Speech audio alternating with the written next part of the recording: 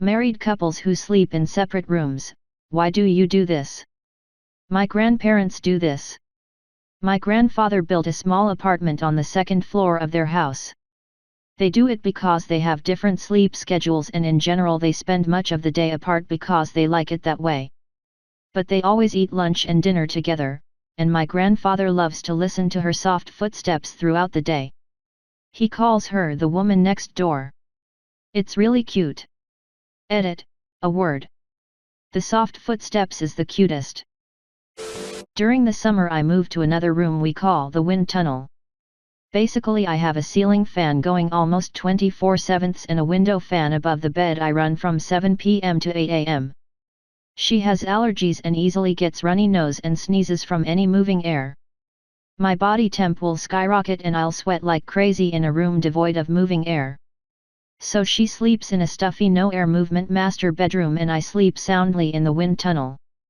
During the winter I move back, cause then I become the ultimate body warmer for her. My parents slept in separate beds as did my great-grandparents. For my great-grandparents it was a comfort thing. Grandma didn't like not being able to move around the bed at will. She and Grandpa loved each other dearly and she passed not long after he did because she missed him so much. For my parents it was a couple things. As my dad aged his sleep cycle went weird. He would be able to sleep a couple hours and then be up half the night and fall asleep again about the time my mom was getting up for work. Also my mom has sleep apnea and uses a CPAP. It made hella noise back then. Dad was half deaf and the sound still bothered him. Out of respect for each other they decided it was better to have separate bedrooms. This makes me feel better about my husband and I not sharing a bed. Haha. Some people act like that means your marriage is falling apart. Honestly it helps us love each other more because I'm not up multiple times a night with his tossing and turning, and he's not up all night listening to my snoring. I feel defensive of it, too. My husband gets up earlier and he hits snooze like 5 times. I am a very light sleeper and it drives me nuts. So we sleep in separate rooms. Sometimes I have to sleep on the couch cause I get hypersensitive to sound, especially human sound, and don't like the noise his whole existence makes. He gets it luckily. Misophonia. Real thing. It bothered me as a kid. But I really noticed noises when I came back from overseas. Hypersensitive now. I am actually surprised misophonia has not ended up being a reason for a percentage of violent crimes and disorders. I don't believe it's even on the newest DSM. I have misophonia. I don't like the sound of people drinking something or pouring liquid into something. I have to walk out of the room if it's happening because it makes my blood boil, not exaggerating. LOL. I do this. I am an absolute terrible person to share a bed with. I snore like a passing semi-truck and apparently, I'm told, flail wildly in my sleep. When we first got married I kept waking up to an empty bed. She would join me for an hour until I was asleep, then retreat to the couch. After a week or two I got fed up and just went to the couch first. Then started several months of us trading off for the couch. Eventually I just went and bought a twin mattress and tossed it in the office.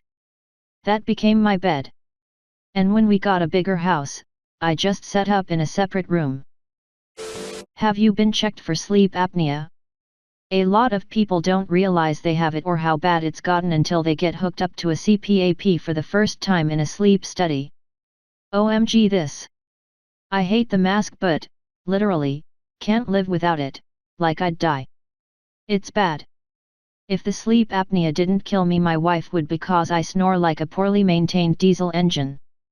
Depending on how long it's been since you got it you might want to look at newer models. My dad has it, and was diagnosed when I was a kid. Watching it go from I will trick or treat as a jet pilot to I didn't realize it was on was a trip and a half. My wife and I usually work opposite days off to watch the kid. We both work nights so it's tough. When I'm working, she'll watch him and sleep in the nursery or the other room. When she's working, I'll watch him and stay in the other room. Luckily my wife works 3 days a week usually and I can drop him off with my parents 1 day out of the week. Her aunt is staying with us for a few months and it helps a lot. When her aunt leaves it's gonna suck again. The kid will be a year and a half soon and he just likes being terrible most of the time, especially when I get home after a 12-hour day and just want to sleep. I'm really considering getting a full-time nanny, but god ma'am are they expensive. Yeah man, it's great. FYI, when their site says dual zone it's because the sheet is split into 2 cells. So with one bed jet, only half of the bed would get the heat/cooling, leaving the other alone.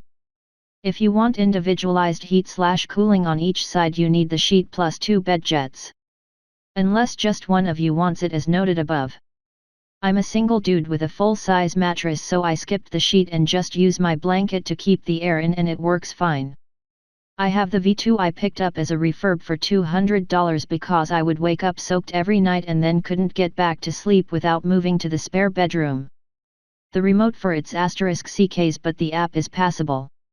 Even has a feature where you can set a schedule for the night. Like start out with some heat for 20 minutes till you fall asleep, then it'll switch over to cool. Or off for a while then to cool. Whatever you want. The V3 costs like 2x as much, and from what I can tell the remote is really the only major difference. V3 has a color LCD on the remote so you don't have to use the app. While the V2, the remote doesn't have an LCD so you can't see temps or fan speed, so you have to use the app. If you're cool with app only, stick with the V2. Edit, I'm cracking up for this between 2 bedjet comments.